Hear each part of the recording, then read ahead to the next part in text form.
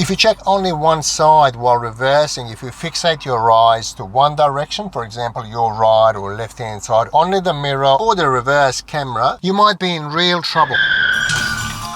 Even when there's seemingly no traffic, always observe frequently and remember that reversing traffic never has priority over forward moving traffic. Also, one of the mistakes that learner drivers commonly do is reversing to the wrong side of the road, and worst of all, they continue driving without realising they should correct their path. If you unknowingly keep driving on the wrong side of the road at a high speed, it can be very dangerous. Not every road has marked lanes and directions. In this day and age, most of the new cars are equipped with the reverse camera, but even the manufacturers have the disclaimer saying you've got to check surroundings, not only the reverse camera view, because it's very limited. Okay, so you see the rear view, but you don't see the sides.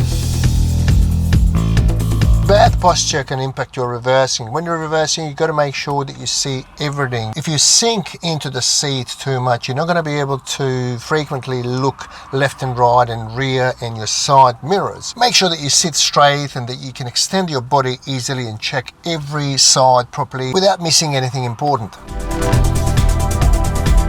If you accidentally overshoot a solid white line in a driving test, you will fail on the spot. More importantly, don't panic and reverse because it's not going to change the outcome of your driving test. Do not attempt to reverse, particularly if there's a car close behind you.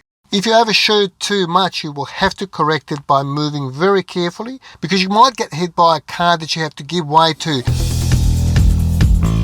One of the most significant errors that you can do while reversing is to continue to reverse when you have to give way. Reversing traffic in any situation will not have priority over forward moving traffic. In case of an accident, if you were reversing and if you hit somebody who was stationary or going forward, it's always going to be your fault. So it's always going to be the fault of the driver that was in the process of reversing. I hope these tips were useful. Thank you for watching and I'll see you in the next video.